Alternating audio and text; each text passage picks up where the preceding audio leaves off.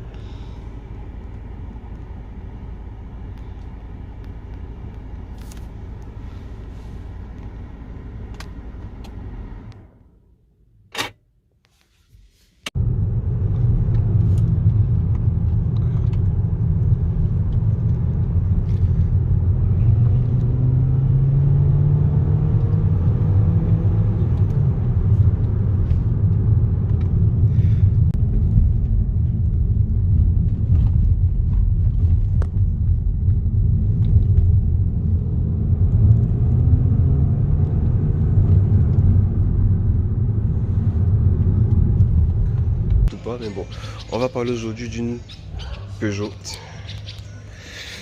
avec l'option GT Line. On attend le focus, voilà. Désolé, voilà, GT Line. Parce que là, on a plusieurs versions de 3008. Rapidement l'extérieur, ouais. On a quoi, environ 4 mètres de long si je ne me trompe pas, 1,80 m maximum de large. On a des jantes, ah ouais, des 18 pouces, je m'y attendais pas. Un instant, ouais, c'est ça, des 18 pouces. Disque avant ventilé, disque arrière normal, normaux pardon. Signature GT Line. Et j'étais pas habitué à ces feux de la 3008 là, ces phares pardon. Je ne sais pas, je pense que là c'est la phase 2. On pourra peut-être me dire plus tard dans les commentaires. Je pense que c'est la phase 2. Parce que j'ai vu d'autres 3008 un peu différentes. Regardez un peu ces feux là, signature Peugeot, mais j'ai failli dire aussi signature Mercedes. On a une énorme calandre. Toujours avec la signature Peugeot. Tu sauras que c'est une Peugeot que tu as à l'arrière. Le design est très fort apprécié. Ouais, comme je disais, énorme calandre. Mais je trouve sympa cette partie chromée. Je ne sais pas pourquoi ils ont voulu écrire Peugeot. Ça me fait penser aux Peugeot des années 80, les 404 et tout. On a cette partie chromée. Avec là une sorte de nid d'abeille qui n'est pas mal. Mais lorsqu'on regarde de plus près, il n'y a rien ici, c'est juste du fake. Tu vois, par contre cette partie là qui est ouverte, ça qui est ouvert et là qui est carrément fermé. On a un capteur ici, si je ne me trompe pas, c'est un capteur. D'accord, voilà. Donc, ça ferait une belle prise de photo. Donc là, on me dira dans les commentaires si c'est une phase 1 ou une phase 2. Je ne suis pas trop habitué à cette voiture là, mais bon. On pourra constater le design des feux. On a des ampoules là et là. Et là, on a le clignotant et les LED en même temps. Je ne sais pas si on arrive à voir. Ouais, c'est ça, c'est des LED. Full LED technologie. Peugeot. Ils diront que c'est des technologies Peugeot. On déverrouille maintenant.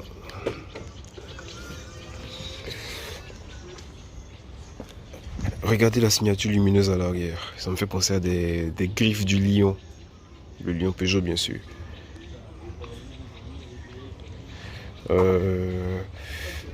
En reparlant du coffre, on a un volume assez conséquent. Un volume assez conséquent à ne pas négliger du tout. Faites pas attention à ce petit désordre. Mais bon, comme on peut le constater, il est assez conséquent. Imaginez lorsqu'on rabat les sièges arrière bien sûr. J'ai pas le volume en tête, pardon. Bon, voilà, on le referme. Ce système d'ouverture et fermeture automatique des voitures est assez fréquent maintenant. Et ce design aussi, je le trouve pas mal. On a encore, un instant, on a encore du chrome là. jusqu'au bout, sur toute la ligne de la voiture. Regardez le toit. On essaie de voir les places arrière. Désolé, c'est un peu sombre. Voilà. Et j'avoue, j'essaie de m'installer, on est vraiment à l'aise. Encore de surpiqûres ici. Ah, j'adore ça. Ça me fait penser à de l'Alcantara. Je ne sais pas si c'est vraiment ça. Et là, c'est du caoutchouc. Par contre, je ne sais pas s'il marche toujours. Un instant. Voilà. Et le coffre qui s'ouvre tout seul à travers le passage du pied au niveau du bas de caisse. Mais c'est toujours pratique. Je trouve que c'est une bonne invention. Au cas où tu as des bagages, ça t'évite de te faire chier. Est-ce que ça marche dans l'autre sens? Ouais, ça marche aussi.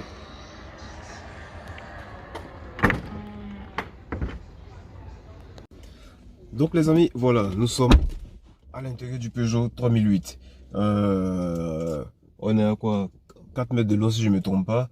1m80 ou 78 de large environ. Et l'intérieur est très spacieux. Ça, j'apprécie. Je m'y attendais pas. Enfin, plus ou moins. Mais il faut dire que c'est un design vraiment appréciable de Peugeot. Et moi, je trouve que la Peugeot a fait vraiment du bon boulot. Nous voilà à l'intérieur de la Peugeot 3008. Virtual Cockpit, je sais pas comment Peugeot appelle cela. Virtual quelque chose Peugeot. C'est bien, on a un guide. Appuyez sur frein pour démarrer. Comme si je ne savais pas, mais bon, c'est toujours bon à savoir. Donc les amis, nous voilà à l'intérieur du 3008. Regardez ce levier, ce pommeau de levier de vitesse qui n'est pas mal du tout. Là, on a la belle clé. Je trouve sympa quand même. Avec le logo Peugeot, bien entendu. Il faut savoir ce que tu as en main. On a une molette là, à quoi ça sert? Ah oui, je pense que c'est l'assistance sur les descentes. Là, on a, si je ne me trompe pas, l'ESP. Bon, on verra bien tout cela lorsqu'on va conduire. Ah non, non, pardon. C'est plutôt ça l'assistance, pardon, au niveau des descentes. Là, on a le démarrage, le bouton Start. On a le volant 3 branches. Il est vraiment petit pour la taille de cette voiture. On a 4 vitres électriques. Assez pratique, je trouve. Ça tombe facilement sous la main, quoi. Par contre, là, on a du plastique, mais je pense que du plastique de quand même bonne qualité, si je me trompe pas. Ouais, je ne sais pas si c'est vraiment du plastique ou pas. Sur piqûre là, ça fait un petit design qui est vraiment génial. On a cet écran central là. Je vais vérifier s'il est tactile ou pas, mais bon, c'est toujours bon à savoir. Et ça, c'est agréable. Ah, je peux pas m'en lasser de toucher ça tout le temps. Et c'est quoi ces écouteurs, ces baffes là? Attendons le focus. Focal. Dites-moi en commentaire si vous connaissez. Moi, je ne connaissais pas du tout. C'est la première fois que je vois Focal, mais bon, je vais checker sur internet. On va démarrer maintenant.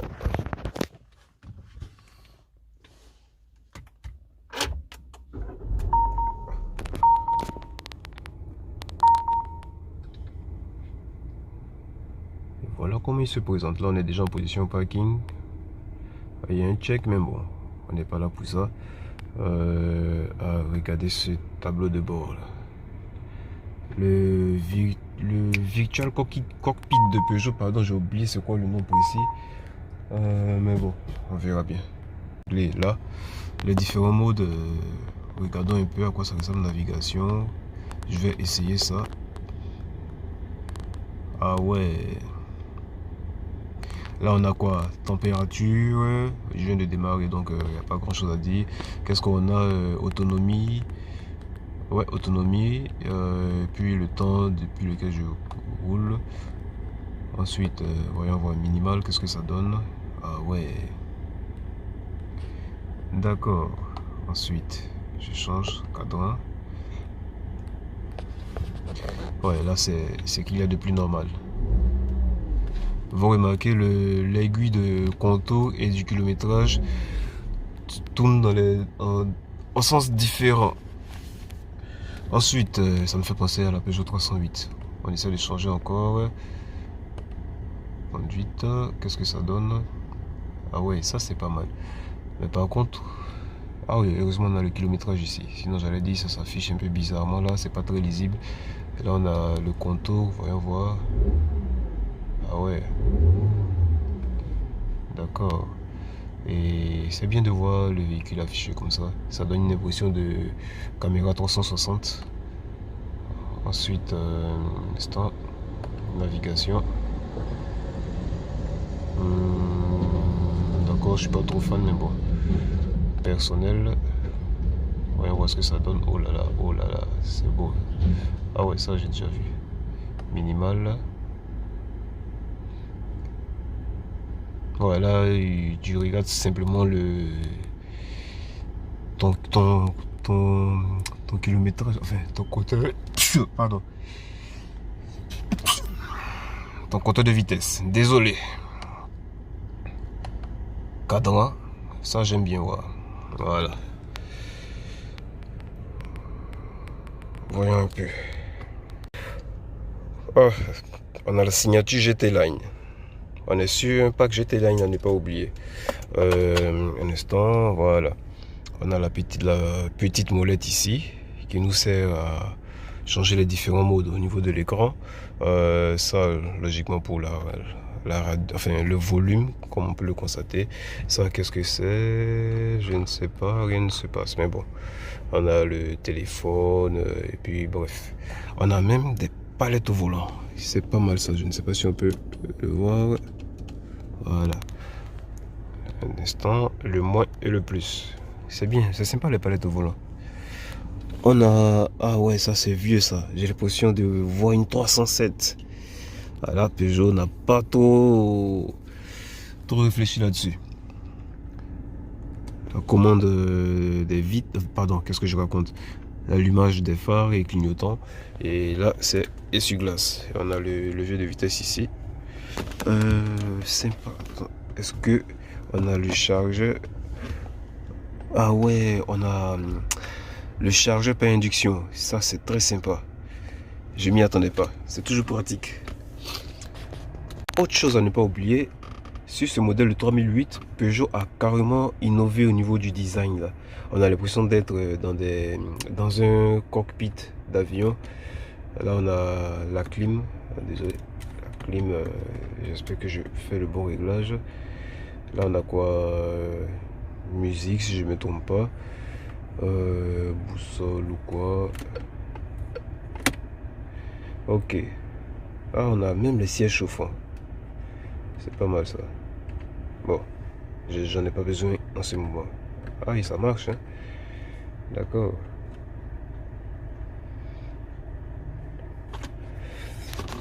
En tout cas, j'avoue, Peugeot, ils ont fait fort aussi ce coup-là. Ah tiens, une belle Mercedes classée.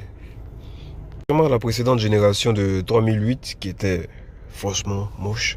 Celle-là, ils ont fait fort. En tout cas, comme je le disais, contrairement à la précédente génération, Peugeot, ils ont fait fort sur cette 3008. Regardez-moi les sièges, c'est vraiment sympa, quoi.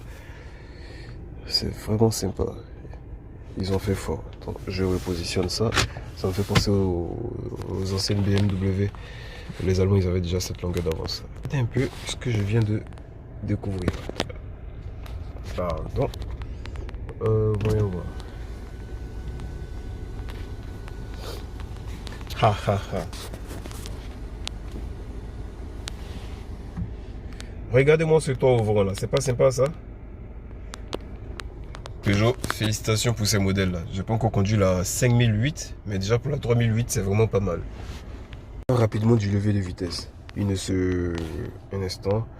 Pas comme sur nos anciens modèles. Depuis quelques années, on remarque cela sur certaines voitures Audi, BMW. Pour le passage de rapport de position, on le fait juste tranquillement, comme ça. Là, je suis en quoi? En D. Il s'affiche là aussi. En D tranquillement. Là, je reviens en N. En D, on peut le constater. N. Là, en marche arrière. Non, pardon, toujours N. Il s'affiche là. Neutral. Bon, je repositionne en D pour pouvoir avancer. On a aussi la caméra de recul. C'est évident si c'est un véhicule de cette génération là. Il le faut. Voilà. Et ce petit détail là est sympa. Tu pourras savoir, tu pourras faire attention lorsque tu cherches à garer. Regardez. Là, je fais une marche arrière. Et lui aussi, il bouge en même temps. Bon, on va se remettre en drive. Un instant. Voilà. Chose qui m'étonne un peu sur cette voiture, le volant, il est très souple, très léger. Et c'est très agréable aussi. Et moi, je dis toujours, quand tu as une bonne position de conduite sur une voiture, tu es toujours à l'aise, quoi. Faut faire un avec le véhicule que tu conduis. Par contre, ce que j'ai remarqué, je trouve d'ailleurs pas très plaisant, l'accélérateur. Il ne réagit pas automatiquement. Il me fait penser au Mercedes classé, contrairement, enfin le classé W203, contrairement à leur concurrent E46 BMW, qui ne réagit pas sur le champ. Dès que tu appuies la pédale, tu es obligé de rester quand même à fond. On va essayer une petite accélération.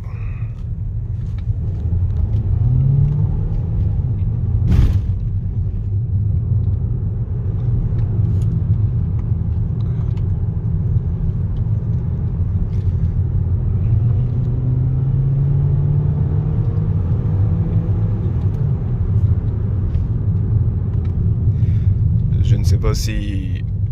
j'aime bien changer la configuration du Vidja Cockpit. Je trouve ça intéressant. Je ne sais pas si on entend le bruit du moteur à travers cette vidéo, à travers mon téléphone, puisque je filme avec mon téléphone. J'arrive pas à filmer le tableau normalement. Et regardez comment les aiguilles de kilométrage du contour se lèvent dans les sens contraires. On a tout le temps des capteurs là. Et il m'a fait penser à une voiture, je ne sais plus laquelle. Lorsque je me mets en marche arrière, regardez le rétro. Il se dirige en même temps pour pouvoir... Ah, ça c'est le capteur qui me signale. Il se dirige en même temps pour pouvoir... Ah putain, ce bruit me fatigue. Pour pouvoir me signaler... Enfin, pour pouvoir me guider, pardon, lorsque je dois faire mes manœuvres. Voilà, c'est le iCockpit de chez Peugeot. L'iCockpit de Peugeot. On a des places de rangement. Et ça, c'est toujours pratique dans une voiture. Je le dis toujours. Là, ici... Ah non, ici, c'est pas une place de rangement. C'est juste pour pouvoir attraper... Enfin, c'est la poignée de portière. Des places de rangement. Là, là, là. Le cockpit de notre avion. Ah oui. Et aussi, un instant. Voilà. Là aussi. Ça me fait penser à Mercedes. Hein. On voyait déjà cela sur les Mercedes. Bon, je vais devoir essayer ce truc là. Ah ouais, petit détail que j'avais pas remarqué. On a la luminosité ici. Enfin non, ça c'est pas... Ça c'était installé je pense. En tout cas si ça a été installé ici, ça a été bien fait. Mais bon j'ai des doutes. Je pense que ça a été installé ici parce que je ne vois pas ça au niveau de la portière là-bas. Sauf si j'essaie d'ouvrir et puis refermer. Non, je ne vois rien. Mais bon, c'est toujours pratique. Voyons voir. Est-ce que ça marche comme je le vois à la télé avec ce que les présentateurs automobiles font? D'accord. Ensuite.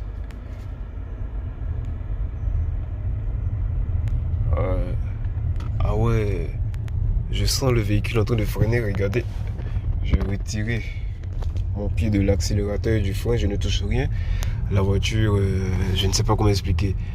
La voiture avance toute seule. Et là, il y a le truc qui signale là, pour dire que c'est une sorte d'assistance à qu'est-ce qu'il fait le taxi là? Ok. C'est une sorte d'assistance à la descente. En descente que j'ai activé et il me guide quoi.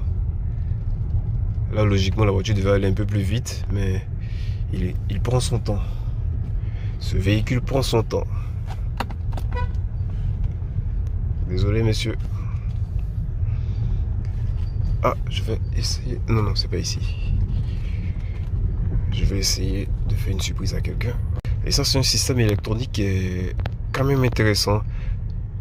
Je ne sais pas si c'est un 4x4 ou un 4x2. Attention. Ah, il avait commencé à accélérer et il ralentit tout seul. Voyons voir.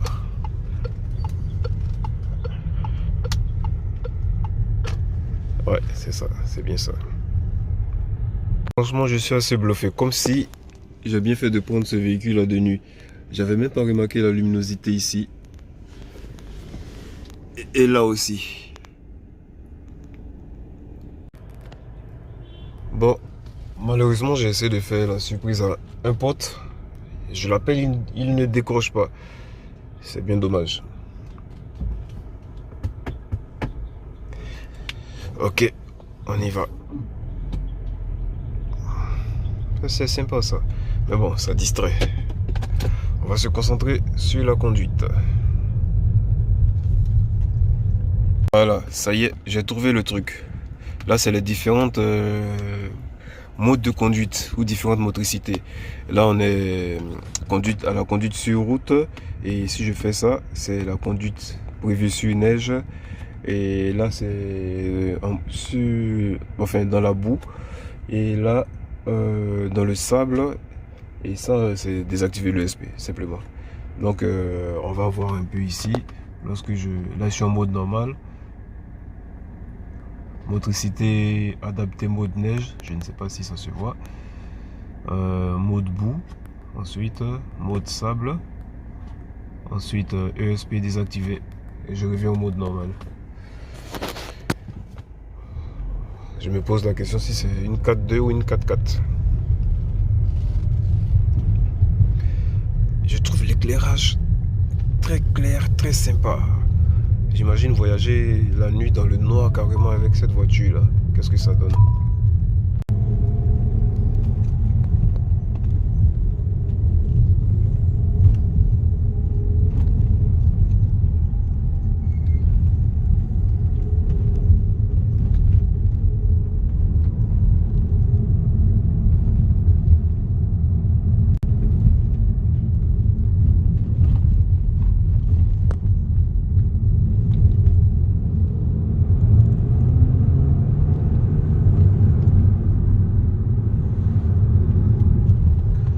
J'avoue, l'accélération est pas mal.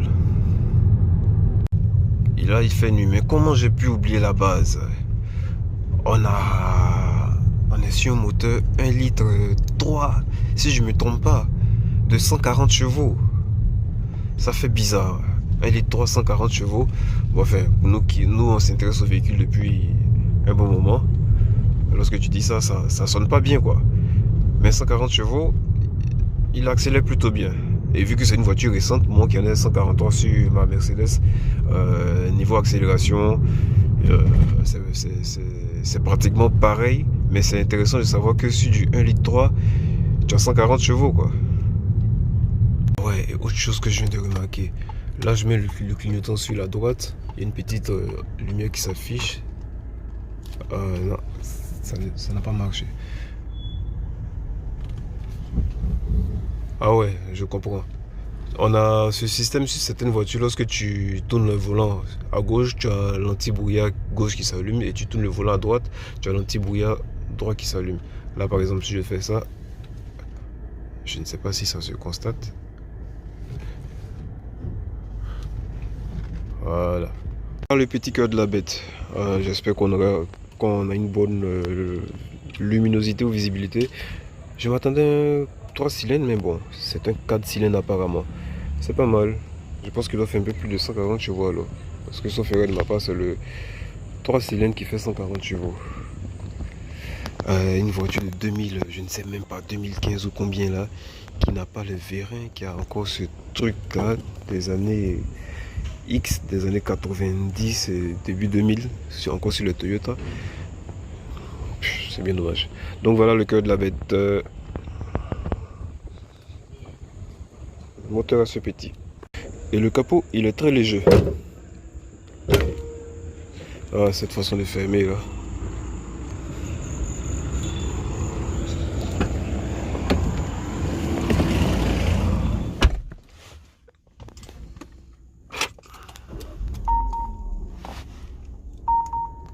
Ah ouais, j'espère que vous avez vu cela.